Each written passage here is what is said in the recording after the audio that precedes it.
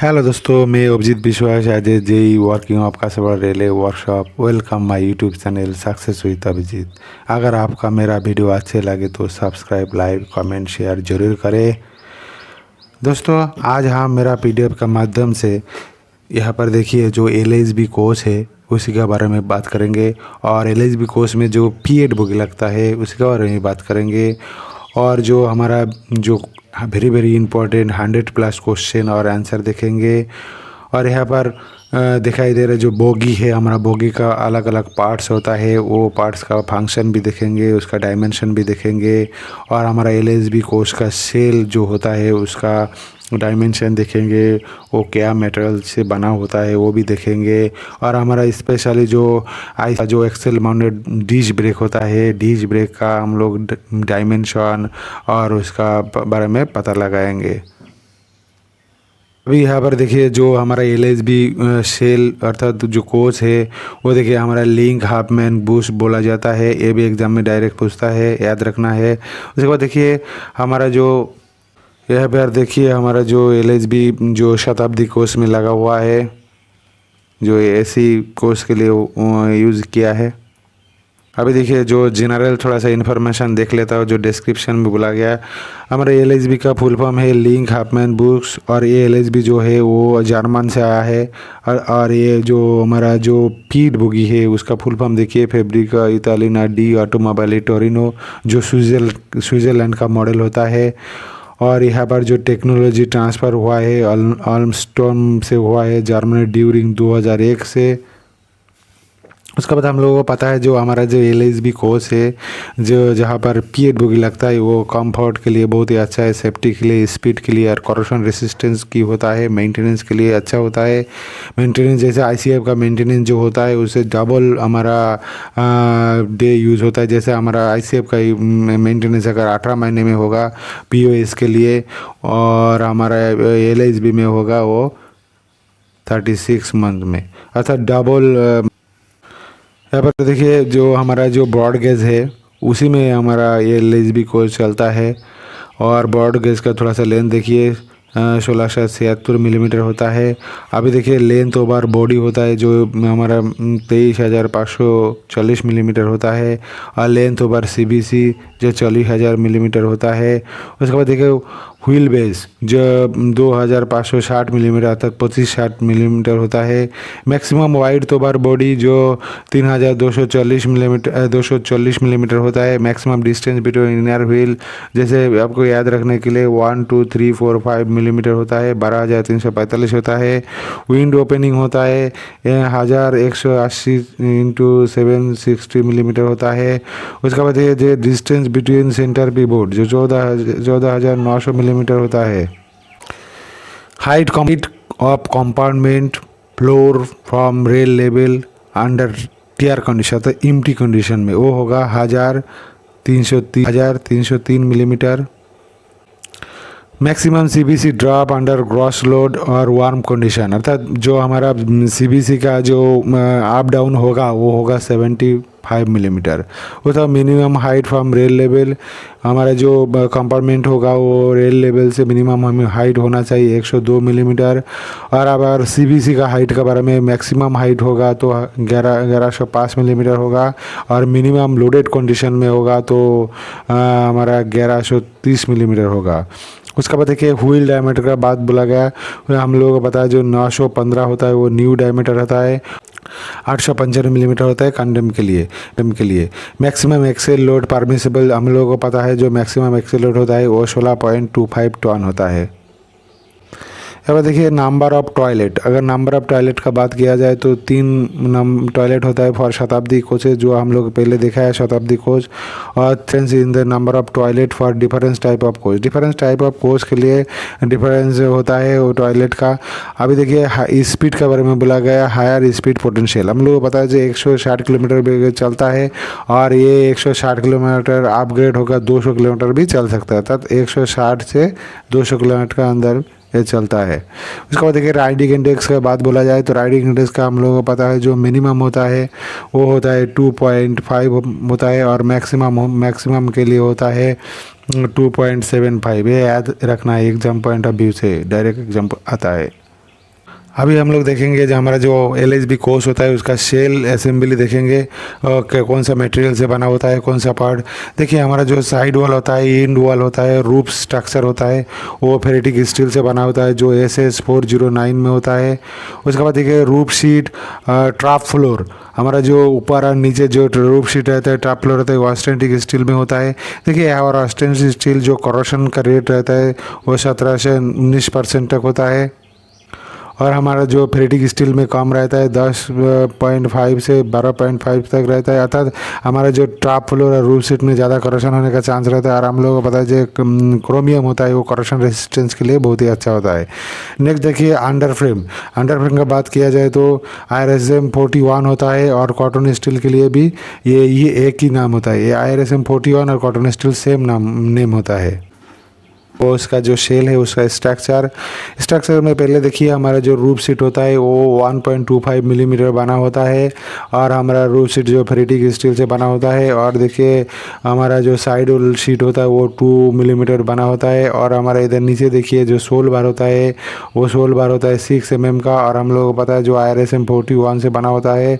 और देखिए हमारा जो सोल बार हम लोगों को पता है जो C शेप होता है हमारा LHB के लिए, और I शेप के लिए होता है हमारा Z शेप। अभी देखिए जो हमारा जो यहाँ पर टॉप फ्लोर का बात होगा तो टॉप फ्लोर का बात होगा 1.25 मिलीमीटर होता है, और cross beam barrier cross barrier का 4 मिलीमीटर होता है। ये IRSM 41 से बना होता है। बार देखिए थोड़ा सा शेड्यूल का बारे में देख लीजिए। LHB कोच का जो शेड्यूल होता है, एक होता है ट्रिप शेड्यूल जो D1 बोला जाता है, जो एवरी ट्रिप होता है वीकली होता है। मंथली शेड्यूल D2 अर्थात 30 डेज +- 3 डेज होता है।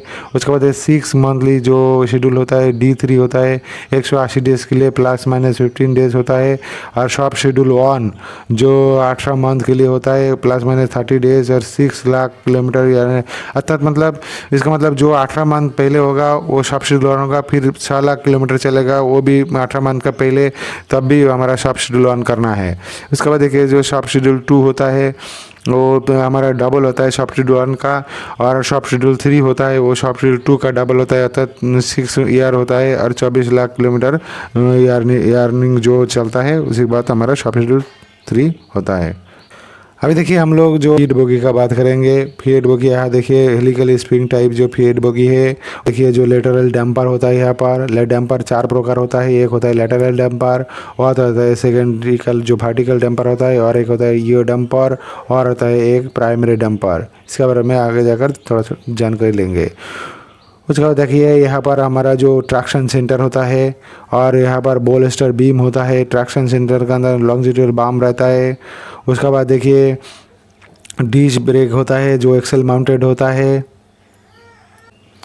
यहाँ पर देखिए हमारा जो ईआर बिलो, ये सेकेंडरी सस्पेंशन में ईआर बिलो हमारा ये चेंज होकर ईआर बिलो हुआ है, और मॉडिफाइड जो फीड बोगी है इसी को ही बोला जाता है। और यहाँ पर देखिए जो हमारा ईआर डंपर है एक आरबडी का साथ जुड़ा हुआ है। हमारा जो ये जो वाई शेप हमारा बोगी होता है, और हमारा जो ये जो एयर बिलो सिस्टम है ये हम लोग एयर स्प्रिंग सिस्टम बोला जाता है। यार एयर सिस्टम में अलग से एक वीडियो बनाएंगे, उसके बाद सब कुछ देखेंगे। अभी थोड़ा फिलहाल फीड बोगी के बारे में जानकारी लेता हूँ। यहाँ पर देखिए जो हमारा जो फ्रेम होता है वाई शेप फ्रेम होता है हमारा LHB का, वो देखिए ये इसको बोला जाता है साइड फ्रेम वाई शेप। और ये देखिए ये दोनों है क्रॉस बीम, दो क्रॉस बीम रहता है। और उसका डाया देखिए 144 × 160 इंटू जो लेंथ होता है 2506 मिलीमीटर सीमलेस पाइप होता है। और यहाँ पर जो वेल्डिंग होता है हमारा अलग अलग वेल्डिंग होता है, वो D क्लास से किया जाता है। यहाँ पर देखिए जो fiat bogie फैब्रिका इटालियना D automobile Torino बोला जाता है। और इसका एक प्राइमरी डैम्पर होता है, बोलेस्टर बीम होता है, लॉन्जिट्यूडल बीम होता है, सेकेंडरी सस्पेंशन होता है। ये होता है प्राइमरी सस्पेंशन, ये होता है सेकेंडरी सस्पेंशन। अभी देखिए जो डिस्क ब्रेक के बारे में बोला है प्राइमरी सस्पेंशन। कंट्रोल आर्म के बारे में, यहाँ पर कंट्रोल आर्म रहता है। और ये जो होता है ये डंपर होता है, और यहाँ पर जो वर्टिकल डंपर होता है। यहाँ पे देखिए थोड़ा सा फीड के बारे में और थोड़ा सा जानकारी लेता हूँ। जो फैब्रिका इटालिना डी ऑटोमोबाइल टोरिनो होता है, इसका फुल फॉर्म ये भी एग्जाम में आता है। और यूरोप मीमा होता है, वो यूरोप हिमा होता है डिज़ाइन। और जो 2XL टाइप होता है अर्थात बोबो टाइप होता है। और इसका प्राइमरी सस्पेंशन सेकेंडरी सस्पेंशन रहता है। और इसमें वाई शेप के लिए होता है। और लॉन्जिट्यूडिनल बीम होता है। 2 ट्यूबुलर स्टील मेंबर से बना होता है।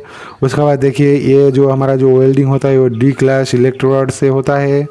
और हम लोगों को पता है जो 160 किलोमीटर से 200 किलोमीटर तक ये चलता है। और हमारा जो यहाँ पर जो एक्सेल गाइड होता है वो कंट्रोल आर्म जैसे होता है। और थ्रू रेजिस्टेंस बूस्ट होता है उसमें। और थोड़ा साइलेंस फीचर देख लीजिए हमारा फेड बोगी का। देखिए यहाँ पर जो फेड बोगी होता है वो एडॉप्टेड यूरोफेमा, ये एग्जाम में पूछा गया ऑलरेडी, यूरोफेमा डिज़ाइन से होता है। और बोगी फ्रेम जो वाई फ्रेम होता है फैब्रिकेटेड मैकेनिकल स्ट्रक्चर होता है। यहाँ पर देखिए जो हमारा जो 4 नेस्टेड स्प्रिंग होता है वो प्राइमरी सस्पेंशन के लिए। और 2 जो nested coil flexible coil spring होता है सेकेंडरी सस्पेंशन के लिए। अर्थात हम लोगों को पता है जो डबल कॉइल नेस्ट स्प्रिंग होता है हमारा सस्पेंशन से लगता है हमारा प्राइमरी सस्पेंशन और सेकेंडरी सस्पेंशन। और उसके बाद देखिए जो axle mounted disc brake system होता है वो आगे जाकर देखेंगे। और हाइड्रोलिक शॉक एब्जॉर्बर जो डैम्पर होता है वो भी हम लोग देखेंगे। अभी यहाँ पर देखिए अभी देखिए हमारा जो P8 बोगी होता है उसका थोड़ा सा डायमेंशन देख लेता हूँ। हमारा जो एक्सेल डिस्टेंस होता है हमारा P8 बोगी में वो होता है हमारा अर्थात एक्सेल डिस्टेंस मतलब व्हील बेस जो 25 से 60 होता है। अर्थात हमारा एक बोगी में 2 एक्सेल होता है। और एक एक्सेल का मिडिल से अर्थात सेंटर से और एक एक्सेल का जो अंदर जो डिस्टेंस होता है वो एक्सेल डिस्टेंस बोला जाता है। अर्थात वो हमारा व्हील बेस बोला जाता है। एक्सेल लगता है अर्थात यहाँ पर एक एक्सेल होता है, यहाँ पर एक्सेल होता है। एक्सेल सेंटर से ये एक्सेल सेंटर से ये एक्सेल सेंटर का जो डिस्टेंस होता है वही बोलता है एक्सेल डिस्टेंस बोलता है, व्हील बेस बोला जाता है। तो वो होता है 25 से 60 मिलीमीटर। उसके बाद देखिए जो डायमीटर ऑफ न्यू व्हील के लिए अगर डायमीटर का न्यू व्हील बोलेगा तो 915 मिलीमीटर होगा। और होगा डायमीटर मैक्सिमम वार्म व्हील होगा हमारा अभी 895 नहीं होता है, अभी होता है 855 मिलीमीटर होता है। अभी देखिए डिस्टेंस बिटवीन दी व्हील, हम लोगों को जो व्हील का डिस्टेंस बोला जाता है वो 1600 मिलीमीटर होता है। और उसके बाद देखिए ब्रेक डायमीटर होता है 440 मिलीमीटर होता है। और बोगी वेट बोगी अगर वाइड अगर बोगी का चौड़ाई बोला जाएगा तो ये जो बोगी होता है इसका चौड़ाई बोला जाएगा तो वो 30 मिलीमीटर होता है। और बोगी का लेंथ यहाँ से यहाँ तक जो लेंथ होता है वो होगा तो हमारा 35-34 मिलीमीटर होता है अर्थात 35 से 34 मिलीमीटर होता है। और हमारा बोगी का वेट होता है 6.3 टन होता है। अभी यहाँ पर हम लोग डैम्पर के बारे में जो शॉक एब्जॉर्बर लगता है उसी के बारे में बात करेंगे। फेड बोगी में हम लोगों को पता है जो डायरेक्ट एग्जाम में पूछा जाता है जो शॉक एब्जॉर्बर कितना प्रकार होता है हमारा जो फेड बोगी में लगता है LHB कोर्स वो 4 प्रकार होता है। 1 LHB कोर्स के लिए कितना देखिए डैम्पर होता है। यहाँ पर ये नंबर 1 में देखिए प्राइमरी वर्टिकल डैम्पर होता है जो हमारा प्राइमरी सस्पेंशन लगता है। वहाँ पर हम लोगों को पता है जो एक साइड में 2 और अदर साइड में 2 लगता है तो 4 लगता है। एक बोगी में 4 लगता है, पूरा कोर्स में लगता है 8। और उसके बाद सेकेंडरी वर्टिकल डैम्पर होता है। एक सेकेंडरी वर्टिकल डैम्पर एक होता है इस साइड, एक होता है उस साइड अर्थात 2 होता है और पूरा कोर्स में 4 लगेगा। उसके बाद ये सेकेंडरी लेटरल डैम्पर और हम लोगों को पता है जो सेकेंडरी लेटरल डैम्पर होता है वो एक ही यूज़ होता है एक बोगी के लिए अर्थात पूरा कोर्स में 2 होगा। उसके बाद देखिए ये डैम्पर होता है, ये डैम्पर एक होता है और एक होने के बाद हम लोग देखता है 2 बोगी में 4 लगता है टोटल। अभी देखिए इस फेड बोगी का बात किया जाए तो 9 होगा और हमारा इस LHB कोर्स का बात किया जाए तो 18 होगा। टोटल 18 डैम्पर लगता है एक LHB कोर्स में। उसके बाद देखिए दी एडवांटेज ऑफ डैम्पर, एडवांटेज होगा सस्पेंशन में भी इंक्रीज होगा, राइडिंग इंडेक्स में भी इम्प्रूव होगा और कंफर्ट में भी इंक्रीज होगा मतलब कंफर्टेबल भी बढ़ेगा, राइडिंग इंडेक्स भी अच्छा होगा और सस्पेंशन तो रहेगा ही अच्छा। और ये तीनों हमारा ऑल ऑफ दी अबव होगा क्वेश्चन का आंसर। उसके बाद देखिए राइडिंग इंडेक्स हमने मिनिमम का बात किया है 2.5 होता है और हमारा मैक्सिमम होता है 2.75 होता है। उसके बाद देखिए हम लोग देखेंगे हमारा जो डैम्पर होता है उसका मेजरमेंट और डायमेंशन देखेंगे। यहाँ पर देखिए जो हमारा 4 प्रकार जो डैम्पर लगता है, पहले ईयर डैम्पर का बात बोलूँगा। ये डैम्पर देखिए जो डायमेंशन होता है 3 तरह का डायमेंशन होता है। हॉर्न डैम्पर का 3 तरह, एक होता है एक्सटेंडेड लेंथ अर्थात जितना वो बढ़ सकता है, और होता है कंप्रेस्ड लेंथ जो वो सह सकता है कंप्रेस। उसके बाद देखिए ओवर स्टॉक लेंथ होता है। अभी देखिए एक्सटेंडेड जो लेंथ होता है, और यहाँ पर देखिए जो हमारा कंप्रेस्ड लेंथ होगा उससे ज़्यादा होगा एक्सटेंडेड लेंथ, आप लोगों को याद रखना है। और उससे कम होगा हमारा जो कंप्रेस्ड का कम होगा स्ट्रोक लेंथ, अच्छा हमारा ज़्यादा होगा एक्सटेंडेड लेंथ, उसका बाद कंप्रेस्ड लेंथ, उसका बाद ओवर स्ट्रोक लेंथ, ये याद रखना है। अभी देखिए जो एक्सटेंडेड लेंथ होता है वो ईयर डंपर का वो होता है 1083 अर्थात 83 ±3 मिलीमीटर। और कंप्रेस्ड लेंथ के लिए देखिए एग्जाम में बार बार पूछा गया, जो कंप्रेस्ड लेंथ होता है ईयर डंपर का वो होता है 703 ±3 मिलीमीटर। और ओवरऑल स्ट्रोक लेंथ होगा 380 ±3 मिलीमीटर। और सेकेंडरी वर्टिकल डैम्पर के लिए देखिए एक्सटेंडेड लेंथ होगा 635 ±3 मिलीमीटर, और compress length 395 ±3 millimetre. Overall stroke length 240 ±3 millimetre.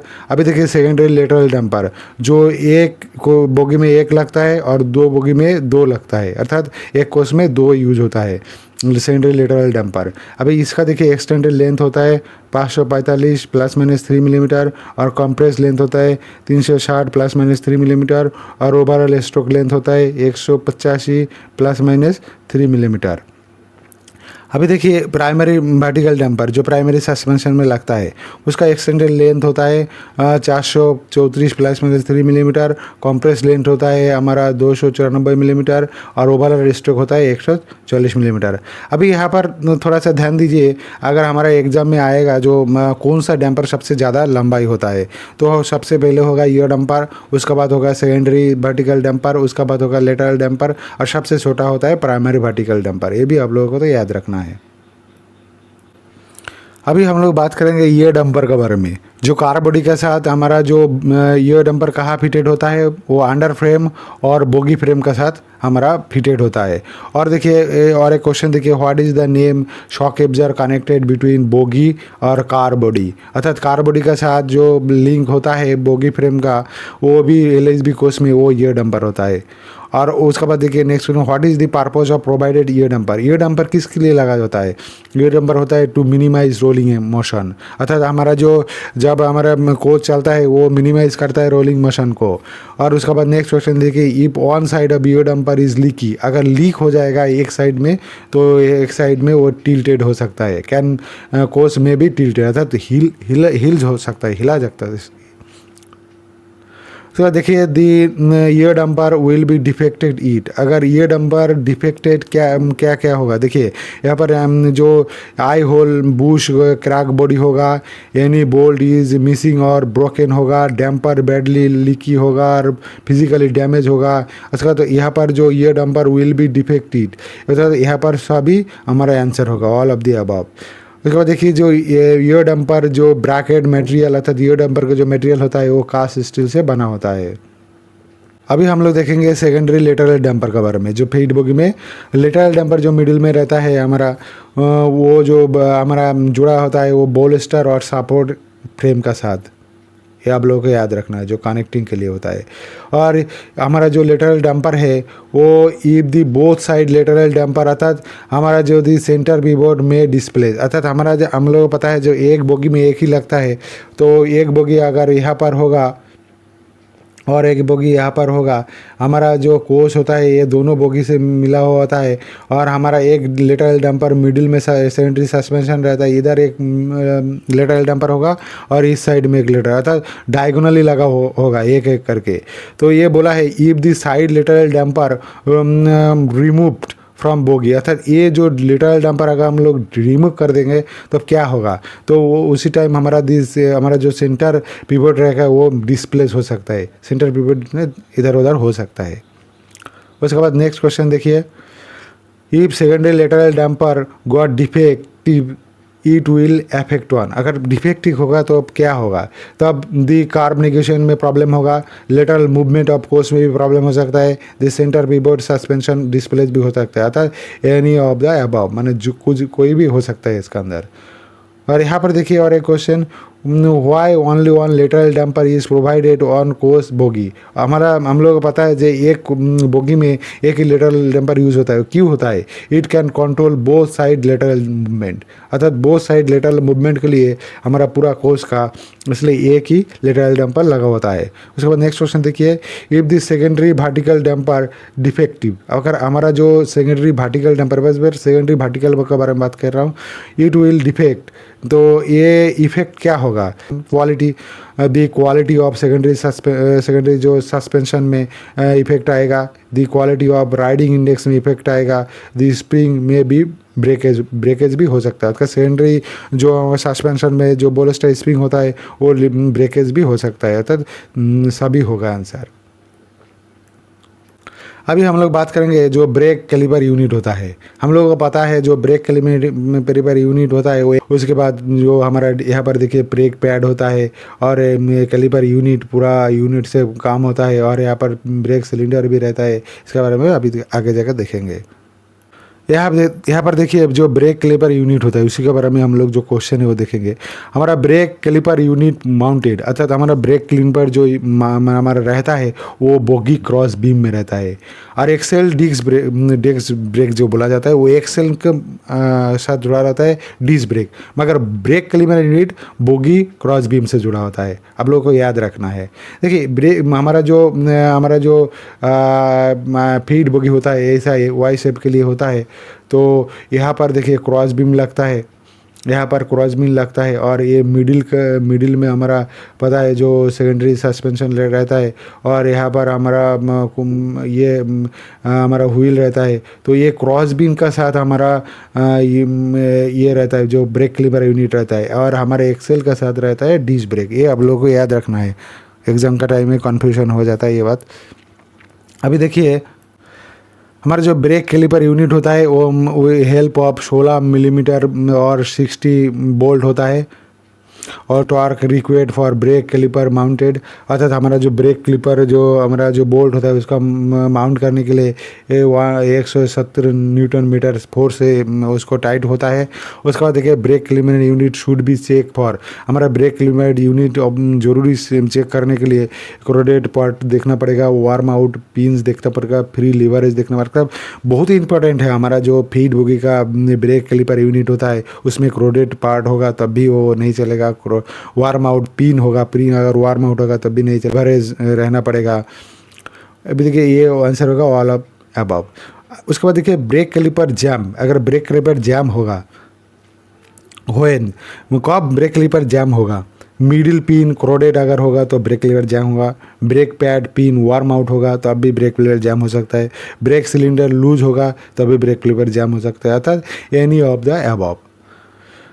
Next question देखिए, what can do to prevent brake caliper unit jamming, अर्थात हमारा जैम हो जाता है ब्रेक कैलिपर, उसमें क्या करना चाहिए हम लोग को?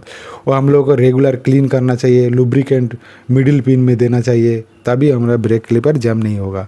उसके बाद देखिए next question, brake cylinder below of brake caliper unit should not be allowed, अर्थात ब्रेक सिलेंडर का बिलो में जो ब्रेक कैलिपर रहता है वो अलाउ नहीं है। क्या नहीं है? क्रैक बिलोड, अर्थात अगर क्रैक रहेगा तो हम लोगों को अलाउ नहीं होगा। अभी बात करेंगे हमारा जो बेयरिंग लगता है कार्टिज टेपर रोलर बेयरिंग, उसी के बारे में बात करेंगे। देखिए ये होता है कार्टिज टेपर रोलर बेयरिंग, और ये डबल रो होता है, एक इधर होता है एक उधर है, इसी को ही बोला जाता है taper roller, cartridge taper roller bearing बोला जाता है। यहाँ पर देखिए जो फीड बोगी है वो double row cartridge taper roller bearing से होता है, CTRB जो बोला जाता है। और उसका देखिए जो what type of roller bearing used LHB coach, हम लोगों को पता है जो LHB कोच होता है वो taper 2 row cartridge roller bearing होता है। उसके बाद नेक्स्ट क्वेश्चन देखिए, what are the advantage of induction heating, अर्थात इंडक्शन हीटिंग के बारे में क्यों बोला? इंडक्शन हीटिंग में हमारा जो बेयरिंग है वो हीट होता है, हीट होने के बाद हमारा एक्सेल जर्नल एक्सेल में वो लगा होता है, वो श्रंक फीट होता है। देखिए यहाँ पर तो क्विक होगा, सेफ होगा, एनर्जी सेविंग, इन्वायरमेंट फ्रेंडली होगा, अर्थात ऑल ऑफ दी अबव होगा। उसके बाद देखिए जो हमारा हीटिंग होता है इंडक्शन में वो 120 डिग्री सेंटीग्रेड से ज़्यादा नहीं होना चाहिए।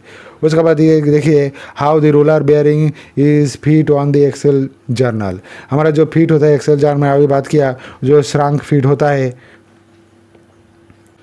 अभी ये देखिए जो ब्रेक सिलेंडर हमारा, अभी ब्रेक सिलेंडर के बारे में बात करेंगे। अभी जो कैलिपर यूनिट देखा, ये इसको बोला जाता है total caliper unit, brake caliper unit बोला जाता है। और अभी ये देखिए जो ब्रेक पैड हमारा डिस्क ब्रेक के साथ जुड़ा हुआ है। और ब्रेक सिलेंडर देखिए ये है हमारा ब्रेक सिलेंडर, इसके बारे में बात करेंगे अभी यहाँ पर देखिए जो ब्रेक सिलेंडर है उसका जो हम लोगों को पता है जो क्वांटिटी पर LHB कोर्स में 8 लगता है। और हमारा पार एक्सेल में 2 ब्रेक सिलेंडर लगता है, अर्थात 2 ब्रेक डिस्क रहता है। और हमारा जो पार कैलिपर यूनिट में 1 लगता है हमारा जो ब्रेक सिलेंडर, अर्थात 2 कैलिपर रहता है, एक एक्सेल का साथ दो डिस्क ब्रेक का साथ। जितना डिस्क ब्रेक रहेगा उतना ही हमारा कैलिपर यूनिट रहेगा और उतना ही हमारा क्वांटिटी ऑफ LHB का ब्रेक सिलेंडर रहेगा। अर्थात हम लोगों का कैलिपर यूनिट का बात बोला जाए तो 8 होगा। और उसका बाद देखिए हमारा डिस्क ब्रेक का बात बोला जाए तो वो भी 8 होगा। उसका बाद देखिए हमारा जो ब्रेक सिलेंडर का बात अभी हो रहा है वो भी 8 होगा।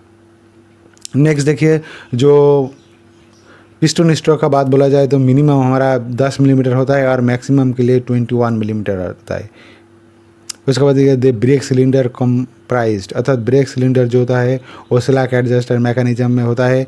और उसके बाद in build slack adjuster in brake cylinder, वो होता है सिंगल एक्टिंग मैकेनिज्म। पहले डबल एक्टिंग था, अभी BMBS होने के बाद वो सिंगल एक्टिंग हो गया और स्लैक एडजस्टर मैकेनिज्म में रहता है। और हमारा जो ब्रेक सिलेंडर होता है वो 10 इंच होता है, अर्थात 254 मिलीमीटर होता है, ये भी आप लोगों को याद रखना है। और उसका बाद हमारा ब्रेक सिलेंडर जो प्रेशर होता है हमारा थोड़ा सा याद रखना है। जो brake cylinder pressure LHB course के लिए होता है वो होता है 3 kg पर centimetre square plus minus 0.1 kg पर सेंटीमीटर। और हमारा जो ICF का होता है वो 3.8 kg पर सेंटीमीटर होता है। अभी हम लोग बात करेंगे जो प्राइमरी सस्पेंशन होता है। यहाँ पर देखिए जो प्राइमरी सस्पेंशन है उसका देखिए इसको बोला जाता है कंट्रोल आर्म, और इसको बोला जाता है आउटर स्प्रिंग, और इसका अंदर इनर स्प्रिंग भी है। और ऊपर में देखिए रबर पैड लगा होता है, वो प्राइमरी रबर पैड बोला जाता है। और यहाँ पर जो प्राइमरी जो वर्टिकल डैम्पर होता है ये होता है सबसे छोटा डंपर हमारा चारों डैम्पर का अंदर। यहाँ पर देखिए जो कंट्रोल आर्म फिटेड होता है वो 6 ब्रैकेट से होता है, 6 सेफ्टी अर्थात प्लेट होता है और 6 बोल्ट होता है, अर्थात 6 6 6। ये आप लोगों को याद रखना है, 6 ब्रैकेट, 6 सेफ्टी प्लेट, 6 बोल्ट। उसके बाद देखिए नेक्स्ट क्वेश्चन, यहाँ पर न्यू थिकनेस और प्राइमरी रबर पैड, अभी जो देखा है रबर पैड वो 36.7 मिलीमीटर होता है। और हमारा जो maximum permissible limit crack depth for primary rubber pad के लिए डेप्थ होता है 18 मिलीमीटर। यहाँ पर देखिए जो एंटी रोल बार, हमारा जो एंटी रोल बार होता है उसी के बारे में बात करेंगे अभी। ये टॉर्शन बार हो 2 फॉर्क बिटवीन, ये कहाँ रहता है बोगी फ्रेम और बोल स्टिकर का कनेक्ट होता है रोल लिंक के साथ, ये होता है रोल लिंक। और ये पूरा यूनिट को बोला जाता है हमारा एंटी रोल बार। अभी देखेंगे एंटी रोल बार का काम क्या है। यहाँ देखिए जो हमारा एंटी रोल बार था उसका मेन फंक्शन होता है to prevent rolling action of the course, और ऑल्सो ये प्रिवेंट करता है to prevent curb the tendency of roll. ये दोनों ही आपको याद रखना है, कोई भी एग्जाम में आ सकता है। उसका बाद लेटरल स्टिफनेस फीड बोगी जो equipped by anti roll bar mechanism. Stiffness मतलब बहुत ही हार्ड होता है, वो बहुत ही लेटरल जो स्टिफनेस होता है अर्थात लेटरल जो मूवमेंट अर्थात शॉक एब्जॉर्ब होता है वो हमारा जो एंटी रोल बार मैकेनिज्म में काम होता है।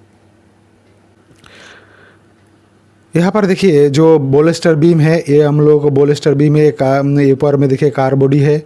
और यहाँ पर देखिए जो बोलेस्टर बीम का साथ ये हमारा सेकेंडरी वर्टिकल डैम्पर होगा, और ये होगा ईओ डैम्पर जो कार बॉडी के साथ जुड़ा है, वाइस से कार बॉडी का साथ हमारा जो बोगी फ्रेम का साथ जुड़ा होता है। और यहाँ पर देखिए जो कार बॉडी है और थ्रेड पिन है यहाँ पर, और स्प्लिट पिन है यहाँ पर, देखिए ये देखना पड़ेगा। उसके बाद हम लोग इसका क्वेश्चन भी देखेंगे। और ये जो कार बॉडी यहाँ पर जॉइंट होता है हम लोगों को पता है जो हमारा साइड बैरियर होता है आईसीएफ में, मगर यहाँ पर कोई साइड बैरियर नहीं है। यहाँ पर ही हमारा कनेक्ट होता है कार बॉडी और जो साइड बैरियर का काम करता है। यहाँ पर दोनों साइड में हमारा जो इधर भी एक कार बॉडी रहता है और इधर भी एक कार बॉडी रहता है। ये हमारा थ्रेड पिन स्प्लिट पिन से पर देखिए दी बाफर जो सीबीसी हाइट होता है adjustment in LSB Cousin done using this सीम, अर्थात सीम यूज होता है इन एट द लोकेशन ऑफ। हमारा अभी देखा जो बॉडी बोगी जॉइंट होता है, बॉडी बोगी जॉइंट आता है वही हमारा सीम लगता है। और देखिए maximum thickness of shim increase buffer height, हमारा टोटल मैक्सिमम थिकनेस होगा 3 मिलीमीटर। अभी देखिए हम लोग बात करेंगे ब्रेक डिस्क के बारे में। हमारा ब्रेक डिस्क देखिए एक सेल में 2 ब्रेक डिस्क रहता है, इधर एक ब्रेक डिस्क है और इस साइड एक ब्रेक डिस्क है। अभी देखिए इस साइड में जो ब्रेक डिस्क है इसका अंदर हम लोग देखेंगे टोटल इसका ब्रेक डिस्क का मेजरमेंट देखेंगे और एक दूसरे ब्रेक डिस्क का हमारा डिस्टेंस भी देखेंगे और हमारा जो व्हील होता है वो व्हील से ब्रेक डिस्क का डिस्टेंस भी हम लोग अभी देखेंगे। अर्थात हमारा जो ब्रेक डिस्क है उसका टोटल डायमेंशन और वो कहाँ लगता है क्या होता है वो इसके बारे में देखेंगे। इसका थोड़ा सा देखिए यहाँ पर दिया हुआ है हमारा जो मटेरियल होता है कास्ट ग्रे, हम लोग कास्ट ग्रे आयरन से होता है हम लोगों को पता है, और 12 बोल्ट होता है। यहाँ पर देखिए जो टोटल 12 बोल्ट का जुड़ा होता है और इसका डायमीटर टोटल डायमीटर होता है 640 मिलीमीटर और थिकनेस होता है 110 भी देखेंगे। अभी यहाँ देखिए जो एक्सेल माउंटेड डिस्क ब्रेक होता है उसी का बारे में देखिए। ब्रेक डिस्क मेड ऑफ तो मटेरियल क्या होता है ग्रे कास्ट आयरन से होता है। उसके बाद देखिए दी ब्रेक डिस्क हमारा पता है जो ब्रेक डिश होता है 2 ब्रेक डिश होता है और सेम एक्सेल में वो हमारा जो डिस्टेंस होता है हम अभी देखा है जो डिस्टेंस होता है, डिस्टेंस मतलब यहाँ से यहाँ तक जो डिस्टेंस होता है वो होता है 1030 मिलीमीटर। और हमारा जो इनर व्हील यहाँ से यहाँ तक जो डिस्टेंस होगा वो भी पता चलना चाहिए, वो 175 मिलीमीटर होगा और यहाँ से यहाँ तो 1030 मिलीमीटर होगा डिस्क से।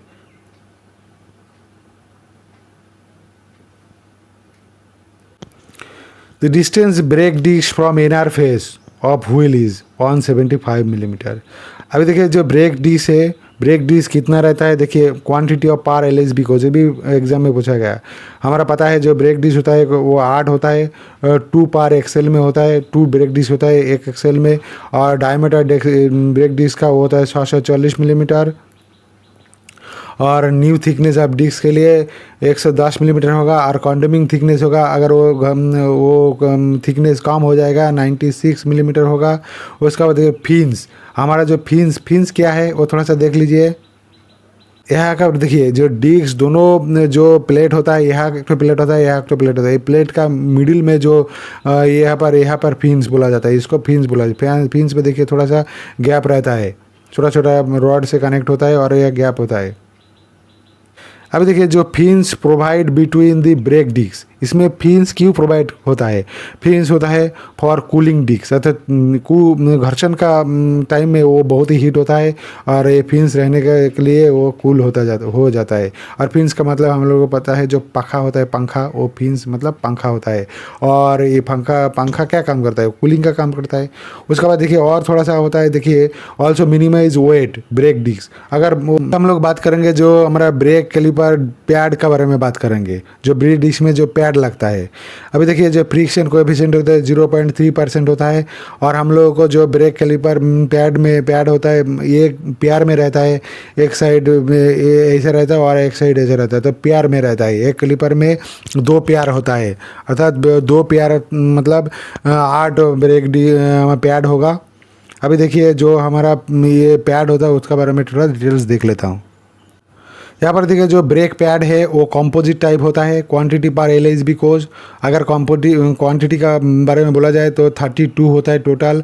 ये 16 होता है लेफ्ट हैंड राइट के लिए और 16 होता है राइट हैंड के लिए, और 16 ईच बोगी का होता है, मैंने एक बोगी का 16 लगता है और 2 पेयर्स 1 इंच कैलिपर यूनिट, अर्थात 2 पेयर लगता है एक कैलिपर यूनिट में।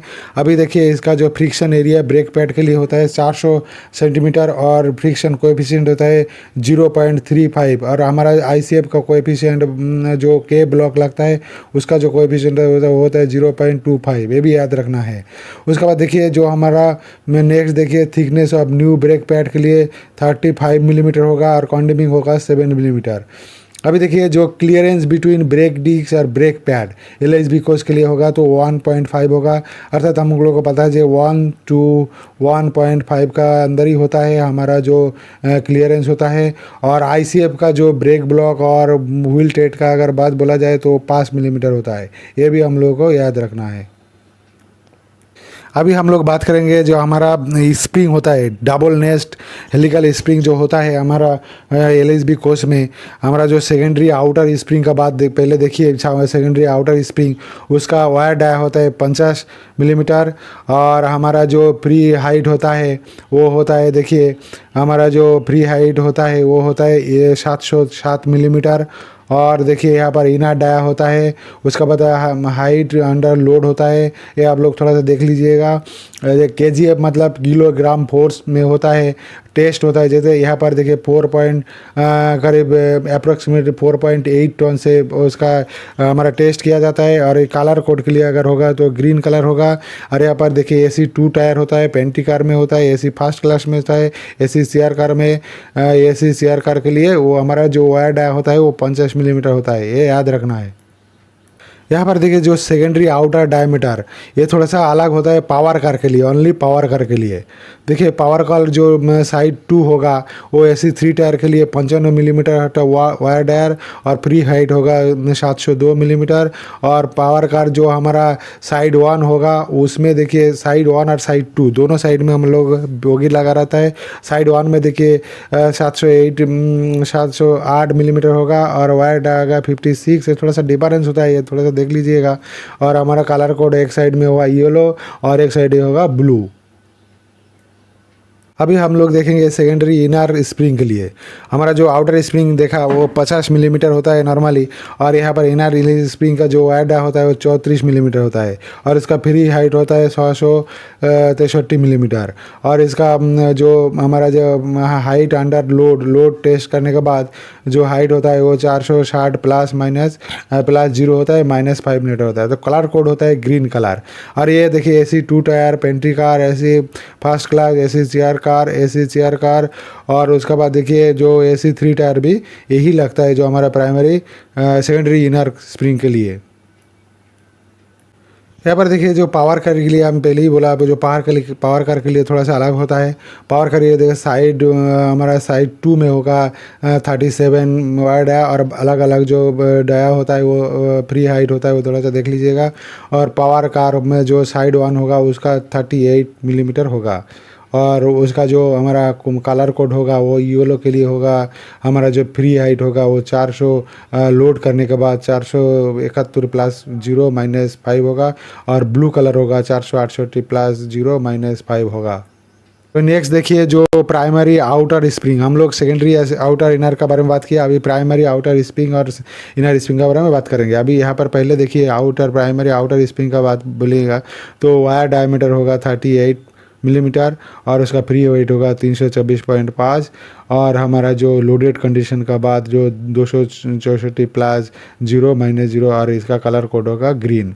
और AC 2 टायर के लिए, AC 3 टायर के लिए, पेंट्री कार के लिए, AC चेयर कार जो फर्स्ट क्लास में होता है, AC चेयर कार में होता है। और यहाँ पर देखिए जो हमारा पावर कार है उसका थोड़ी डिफरेंस होता है, वो 40 मिलीमीटर होता है। और वो इनर आउटर जो स्प्रिंग होता है उसका फ्री होता है 337 मिलीमीटर, और इसका कलर कोड होता है येलो कलर कोड। और सब अब देख लीजिए। अभी यहाँ पर देखिए जो हमारा प्राइमरी इनर स्प्रिंग का बारे में बात करेंगे। इनर स्प्रिंग जो ऐड होता है 26 होता है, और हमारा जो कलर कोड लगता है ग्रीन कलर कोड लगता है। ये AC 2 tyre, pantry car, AC first class सभी में लगता है। और अभी देखिए जो आउटर डाया होता है 164 होता है, और टेस्ट जो लोड टेस्ट होता है 1.736 टन होता है। और अभी देखिए जो पावर कार है उसका बारे में देखिए, हमारा पावर कार में 27 वायर डाया होता है और उसका फ्री हाइट होता है 337 और इसका येलो कलर कोड होता है। और आगे सब देखिएगा। अभी यहाँ देखिए जो हमारा एंटी रोल बार लिंक होता है और ये जो एंटी रोल बार जो रोलिंग मोशन के लिए मिनिमाइज रोलिंग मोशन का काम करता है। ये देखिए टोटल यूनिट हम लोग अगर अंदर से देखेंगे, कोच का अंदर हमारा बोगी का नीचे से देखेंगे तो ऐसे दिखाई देगा। हमारा एंगलिंग यहाँ सेट होता है और अभी यहाँ पर जो ट्रैक्शन सेंटर ट्रैक्शन फ्रेम होता है वो, और ट्रैक्शन लीवर होता है और ट्रैक्शन होता है, ये भी आगे देखेंगे। और भी थोड़ा सा देख लीजिए जो ट्रैक्शन सेंटर है, या एक साइड होता है लॉन्जिट्यूडनल बाम स्टॉक और एक साइड होता है लेटरल बाम स्टॉक और क्रॉस बीम, ये इसको बोला जाता है क्रॉस बीम, आपको पता है। और यहाँ पर सेकेंडरी वर्टिकल डैम्पर भी होता है, ईयर डैम्पर भी होता है और नीचे में और जो हमारे एंटी रोल बार सिस्टम रहता है और लेटरल डैम्पर भी देखिए यहाँ पर है। और यहाँ पर जो हमारा व्हील है, व्हील का सेट के साथ हमारा डिस्क ब्रेक है। उसके बाद क्लिपर यूनिट है। ये देखिए क्लिपर यूनिट हमारा क्रॉस बीम का ऊपर लगा होता है। और एक्सेल, अगर मैं डिस्क ब्रेक का बात होता है तो हमारा एक्सेल में लगा होता है, एक इधर रहता है एक इधर रहता है। यहाँ पर और थोड़ा देख लीजिए जो हमारा जो ट्रैक्शन सेंटर होता है, ये देखिए ये सपोर्ट फ्रेम बोला जाता है और ट्रैक्शन सेंटर के ये देखिए लॉन्जिट्यूडनल बाउम स्टॉप बोला जाता है और ये हम लोग बोला एंटी रोल बार लिंक होता है। और उसके बाद देखिए ये एंटी रोल बार होता है टोटल। और यहाँ पर देखिए ये हम लोग बोला ट्रैक्शन सेंटर होता है, ये होता है ट्रैक्शन रॉड होता है दोनों। और इधर लेटरल बाम स्टॉक भी होता है, एक होता है लॉन्जिट्यूडनल बाम स्टॉक, एक साइड होता है लेटरल बाम स्टॉक। और यहाँ पर देखिए ये है लेटरल डैम्पर, ये थोड़ा सा याद रखना पड़ेगा। ये हम लोग जो ट्रैक्शन सेंटर देखा उसका काम क्या है देखिए, in LSB course the braking force between bogie frame और हमारा जो कोर्स होता है ट्रांसमिटेड, अर्थात ब्रेकिंग फोर्स बोगी और हमारा कोर्स के अंदर जो काम करता है वो होता है ट्रैक्शन सेंटर का काम। जैसे हम लोगों को पता है जो हमारा LSB कोर्स में एंकर लिंक रहता है, यहाँ पर किंतु एंकर लिंक नहीं रहता है। यहाँ पर ट्रैक्शन सेंटर जो है वही काम करता है। अभी देखिए ट्रैक्शन सेंटर जो the traction centre transmit traction and braking force दोनों ही काम करता है। ट्रैक्शन सेंटर क्या काम करता है, ट्रैक्शन का भी काम करता है और ब्रेकिंग फोर्स का भी काम करता है। बिटवीन जो हमारा जो बोगी फ्रेम होगा और बॉडी बाय ट्रैक्शन लेबर बोल्स्टर बीन पिन और टू रॉड, ये सब एक साथ में मिलकर काम करता है ट्रैक्शन सेंटर में। अभी देखिए और एक क्वेश्चन देखिए, which of the following parts feed bogie not transmit, अर्थात फीड बोगी हम लोगों को पता है जो वर्टिकल फोर्स होता है ट्रैक्शन सेंटर का, ये वर्टिकल फोर्स अर्थात वर्टिकल वेट नहीं काम होगा। जैसे हमारा सेंटर पिवट पिन में जो हमारा काम होता है वो वेट का काम नहीं होता है, यहाँ पर भी वही सेम होता है, वर्टिकल फोर्स अर्थात वर्टिकल वेट नहीं काम होता है ट्रैक्शन सेंटर में। अभी देखिए नेक्स्ट क्वेश्चन, जो which of the following component is not part of feed bogie, हम लोगों को पता है जो एंकर लिंक है वो लगता है हमारा ICF में, फीड बोगी में नहीं लगता है। और बाकी जो कंट्रोल आर्म होता है और माइनर पैड भी होता है और कॉर्नर रोल भी होता है। हम लोग जो लेटरल बाम स्टॉप का बात बोला उसका क्लियरेंस होता है, लेटरल बाम स्टॉप होता है और एक होता है लॉन्जिट्यूडनल बाम स्टॉप अर्थात secondary bump stop, 3 bump stop होता है। एक होता है लेटरल बाम स्टॉप, वो 25 ± 5 मिलीमीटर होता है और लॉन्जिट्यूडनल बाम स्टॉप जो 8 +2 होता है -2 +5 होता है -2 होता है। और सेकेंडरी बाम स्टॉप जो होता है वो 95 +0 -5 होता है। यहाँ पर देखिए जो हमारा ब्रेक डिश है और हमारा जो व्हील है ये ब्रेक डिश होता है और ये ब्रेक लिमिटर यूनिट होता है, यहाँ पर पैड रहता है। ये हमारा फ्रिक्शन होते होते हम लोग को पता है जो हमारा ब्रेक डिश है उसका विड्थ होता है 110 मिलीमीटर होता है।